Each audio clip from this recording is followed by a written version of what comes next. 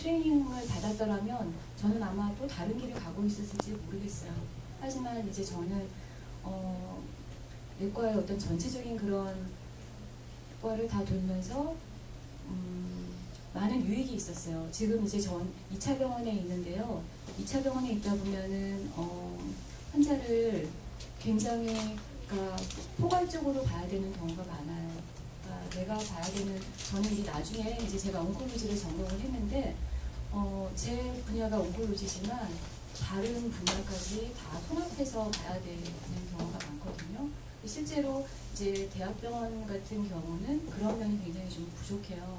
그래서 환자를 전체적으로 보지 못하고 한 부분만 보다 보니까 환자가 이과 저과 계속 다녀야 되는 그런 면들이 있는데 저 같은 경우는 그런 트레이닝을 좀 받았었고 나중에 이제 공식 생활도 하다 보니까 그런 것에 있어서는 어느 정도 좀 경험이 쌓였던 것 같아요. 그래서 저한테는 지금 환자 보는 데 있어서 굉장히 유익해요. 제가 보는 전문 분야도 있지만 이제 그렇지 않은 다른 부분에 있어서도 환자를 보는 데 있어서 별로 크게 이제 어려움은 없는 그런 상황이에요. 뭐가 다 이렇게 있죠? 네, 부담 없이 그냥 얘기하시면 되고요. 네, 저는 내과 의학을 선택하는 데 있어서 그냥 아마 무의식 중에 저는 그냥 내과 의사가 되어야 되겠다는 그런 생각을 했던 것 같아요. 그래서 기도 없이 그냥. 이제 다양한 경험들을 많이 하셨는데 오늘 오신 패널 선생님들의 프로필을 보다가 이 다양한 경험으로 따지면 또 김장희 선생님을 따라갈 사람이 없더라고요. 그래서 다양한 길을 경험하실 때 어떤 일들이 있었는지 또 그때 어떤 기도를 하셨는지 뭐 여러 가지 얘기를 좀 해주시면 감사할 것 같습니다. 다양한 경험이라고 얘기하시는 배경에는 일단은 저는 졸업하고 간호사로 6년 일을 하다가 그다음에 그 이후에 7년 전업주부 생활을 하다가 다시 5년간 박사과정을 마치고 또 이제 그런 터닝 포인트들이 많아서 막 그렇게 얘기를 하시는 것 같은데요. 그 전공과 소명이라는 관점에서 사실 가장 중요했던 것들은 제 마음속에는 하나님이 나를 간호사로 부르셨구나라는 것들은 처음부터 확신이 있었던 것 같아요. 물론 이제 그 학생 시절 동안에는 정말 이게 부르시니까 하는 그 끊임없는 반복적인 그런 갈등과 고민 시절들이 있지만 어쨌든 졸업하는 시점에서는 정말 하나님이 나를 간호사로 부르셨구나라는 그런 확신들이 있었는데 그 이후에 내가 어떤 모습의 간호사로 살아갈 것인가에 대해서는 아마 공통적이실 것 같아요. 나의 전공은 도대체 무엇일까? 내가 뭐 내과냐 외과냐 뭐 정하시는 것처럼 내가 일을 해야 되는 대상들, 내가 주로 봉사해야 되는 대상들은 누구일 것이냐라는 선택과 어떤 곳에서 일을 할 것이냐라는 것들이 이제 갈리게 되는 것 같은데 그때마다 조금 생각했던 것들은 다양한 상황으로의 부르심들이 있었던 것 같아요. 예를 들면 저는 주로 제 대상자는 성인이에요. 여기 내과 외과 이렇게 얘기하시지만 간호학에서는 세계 주기별로 보통 자기의 관심 대상자들을 얘기를 하거든요. 아동, 뭐 청소년, 아니면 뭐 성인, 노인 이렇게 쭉 가는데 저는 주로 성인이 잘 맞췄어요. 왜냐하면 아이들을 싫어했어요. 지금도 저희 아이들을 키워하지만 아이들하고 잘 어프로치 잘 못해요. 그나마 지금 예정이랑 좀 눈 맞추고 오랜만에 만나서 이렇게 얘기하지만 그런 어떤 자기 잘하는 거 그러나 어른들하고 만나면 충분히 이야기를 끌어내는 그런 장점들이 저에게 있다는 걸 알게 돼서 아마 저는 성인이 더 적절하지 않나 생각들을 했고 또 처음 선택할 때 여러 일할 수 있는 영역들이 있는데 주로 간호사들이 고민하는 건 폐쇄병동이냐 아니면 오픈병동이냐 이 두 가지 선택인 것 같아요. 이 두 가지는 크게는 간호사들이 많이 대하는 사람들, 여러 보호자들, 또 여러 과들이 인볼브되는 그런 다양한 상황 속에서 대인관계가 편하게 되는 상황이냐 아니면 정말 차라리 무의식 환자 커뮤니케이션이 어려운 사람들을 집중적으로 케어하는 그런 폐쇄병동이 편할 것이냐라는 자기 어떤 성격적인 것들이 조금 관여가 될 것 같은데 저는 비교적 그래도 오픈병동이 편하다라는 생각들이기 때문에 시작을 했지만 사실 그것 때문에 굉장히 어려움도 많았던 건 사실이었던 것 같고요. 그 과정에서는 사실 하나님이 참 너에게 이러이러한 장점들이 있다라는 얘기들을 꾸준히 주변 사람들을 통해서 얘기를 해주셨고 또 실습 과정 이렇게 지나가면서 또 여러 과정들 속에서 내가 못하는 것보다는 나는 조금 이런 부분에는 좀 그래도 잘할 수 있구나라는 그런 큐들을 주셨던 것 같아요. 또 시간이 지나서 어떤 노동을 선택하고 또 그 다음 단계로 일을 하다가 다시 전업주부가 되고 다시 학교로 오게 되는 그런 과정 속에는 전반적인 그 큰 흐름 속에는 하나님이 지금 이 순간이 아니라 어쨌든 평생을 거쳐서 나를 간절히 부르셨다라는 그런 부르심 때문에 조금은 조바심 되지 않고 조금은 한 걸음씩 갈 수 있었던 것 같고요. 그 부르심은 사실 진화하는 것 같기도 해요. 진화하는 것. 처음 학생 때 생각했을 때 어떤 내 머릿속에 가진 계획들이 아니라 정말 그 순간순간 여러 상황과 사람들과 또 여러 깨달음을 통해서 그런 부르심들을 이어가게 하셨던 것 같고 그래서 어쩌면 그렇게 다양한 생활들을 하면서 지금까지 왔는지는 모르겠는데요.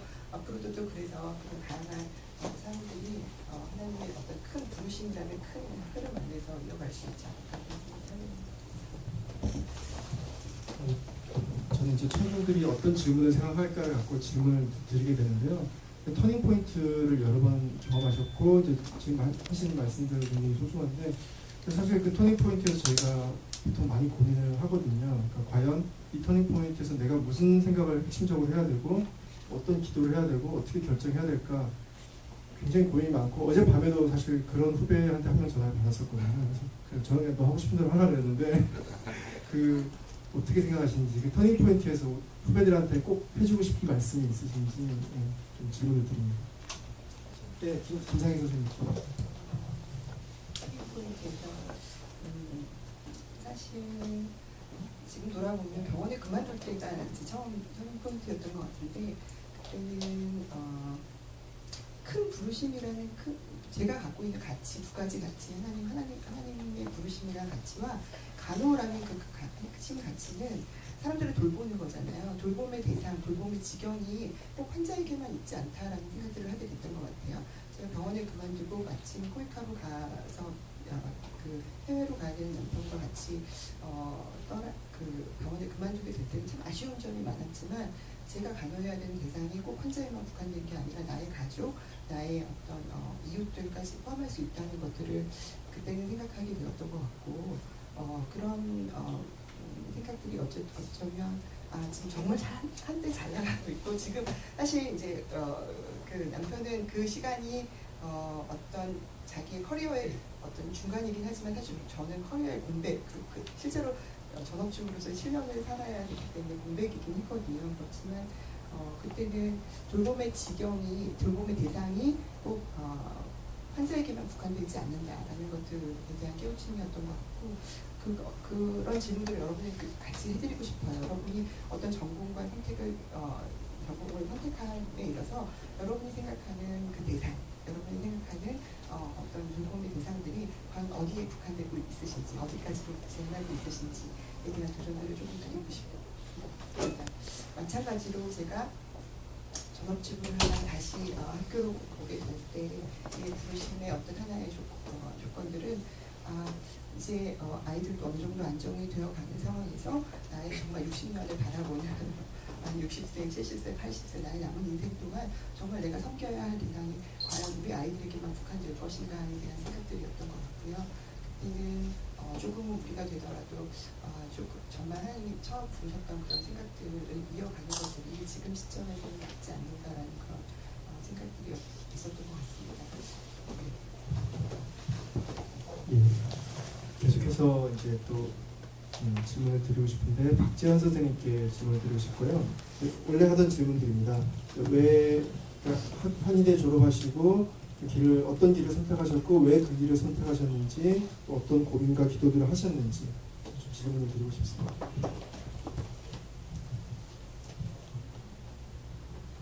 지금 현재 시점으로 있는 거 예, 아니면 한의대 졸업할 때부터로 하면 좋을 것 같습니다. 그때부터. 전 좀 지금은 이제 저는 이제 산재병원에 같이 협진하는 한방병원에 있는데요. 사실 뭐 졸업하고 좀 이것저것 많이 해봤습니다. 그래서 뭐 졸업하고 뭐 수련이도 있었고 이관도 있었고 뭐 동네 한의원도 했었고 뭐 같이 하는 이제 특화 한의원도 하고 한마병원도 하고 해서 한의사로서는 안 해본 거 없이 다 해본 백수만 안 해봤던 것 같아요. 그건 이제 제가 그 한약 분쟁 때 약간 6개월 넘게 유급하면서 유급까지 경험을 해봤던 것 같아요. 타이에 그때 이제 졸업하면서 그냥 이제 그 당시로서는 뭐 이제 그 한방을 선택하게 된 것도 뭐 여러 가지 계기가 있었지만은 뭐 이렇게 환자랑 이제 컨택이 굉장히 한의사가 좋기 때문에 그러니까 뭐 침을 놓거나 상담을 할 때 충분하게 이제 대화를 할 수 있고 컨택이 많기 때문에 그 과정에서 뭐 이렇게 전도를 한다거나 뭐 복음을 전하거나 물론 이제 초창기는 굉장히 그 큰 뜻을 가지고 뭐 이제 한의사로서 뭐 선교도 생각하고 또 선교한 곳 같은 데 가면은 이제 뭐 선교사는 아니지만은 뭐 이제 죽는 선교사랑 그런 비전도 가졌지만은 현실적으로 졸업하고 뭐 이제 개원을 하던가 뭐 이제 평범한 방식으로 이제 진료하면서 그렇게 생각을 했는데 졸업한 시점에 이제 한약 분쟁이 생기고 뭐 여러 가지 좀 시끄러운 일이 사회적인 일이 생겼어요. 그래서 그러면서 좀 이제 한의사 누가의 선생님이랑 좀 모임을 가지고 수련회도 하고 그러면서 좀 더 이제 그 진로에 대해서 좀 다양한 생각을 했던 것 같고 그러면서 뜻하지 않게 그냥 이제 동네 졸업하고 군대를 가게 됐는데 군대 갈 이제 준비를 하고 있는데 이제 갑자기 이제 이렇게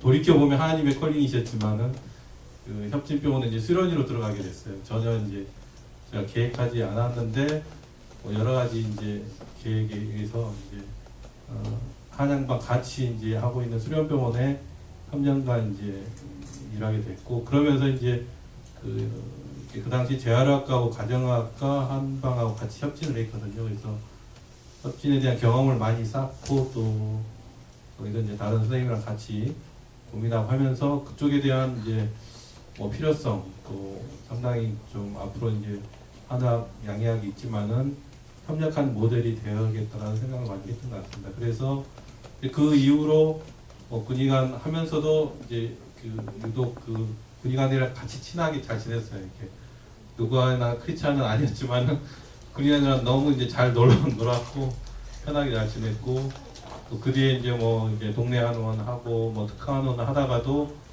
뭐 이렇게 양사 선생님이랑 같이 이렇게 진료하는 경우가 많았고 결국은 이제 어떤 뭐 제가 선택하는 부분도 있었고 외적인 상황도 있었고 그 과정에 이제 하나님의 개입이 없었다고 말할 수는 없지만 그냥 자연스러운 흐름 속에서 지금은 아무튼 이제 뭐 산재병원 양방 이제 종합병원에서 한방병원으로서 이제 협진하고 있고 또 상당히 이제 잘 이제 내실 있게 이루어지고 있습니다. 그래서 뭐 재활과 센터가 있고 또 외과 이제 수술 센터가 있고 검진센터, 내과 내용에 있어서 굉장히 잘 이제 그 무리 없이 협진이 이루어지고 있어서 제가 뭐 원해서 여기까지 뭐 계획을 해서 준비를 했던 것 같지는 않아요. 그런데 이제 사실 좌충우돌 하면서 이건 아니다, 뭐 이거 아니면 이쪽 길인가 아닌가 그런 상황 속에서 돌이켜 보았을 때 하나님의 인도하심이 있었다라고 생각이 들지만은 당시의 상황으로서는 계획을 세워서 내가 이렇게 가야겠다라고 계획대로 가는 게 아니었던 것 같고 제가 이제 동네 한의원을 개원을 해서 한 2년 하고 나서 뭐 결국은 이제 그 평범하게 한의사로 계속 그 이제 갈 계획이었는데 어떤 계기가 있어서 뭐 이제 그걸 이제 다른 이제 원장님이랑 같이 하는 그룹에 가게 됐어요. 그래서 그때 이제 가장 많이 고민을 하면서 투자한 것도 있고 그런데 이걸 이제 접고 새롭게 할 것이냐 고민을 할 때 이제 제가 고민한 내용들 또 앞으로 이렇게 가면 어떻게 할 것인가 쭉 기록을 해가지고 이제 아는 목사님한테 가서 상담을 요청을 했어요. 그래서 목사님한테 제가 이제 이런 진로도 있고 이걸 하면은 뭐 어떻습니다 쭉 해서 써가지고 가니까 이제 목사님이 그러면 그걸 이제 설명을 듣고 기도를 해주고 아 이렇게 가라 아니면은 가지 마라 결정을 해줄 거라고 생각하고 딱 갔는데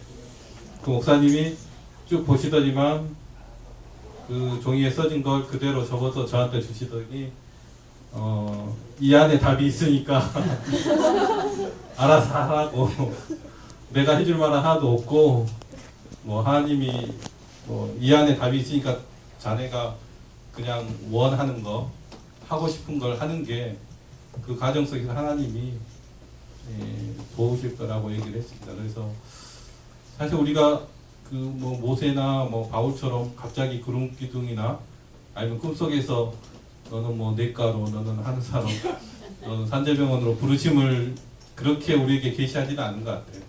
그렇게 하지는 않은 것 같고 그냥 내가 좋아하는 거 내가 하고 싶은 거 아니면 성적이 안 돼서 아니면은 어쩔 수 없어서 선택을 하더라도 그 과정 속에서 하나님은 가장 이제 우리에게 적절한 그런 이제 진로와 또 그 일을 할 수 있지 않겠나 생각이 듭니다.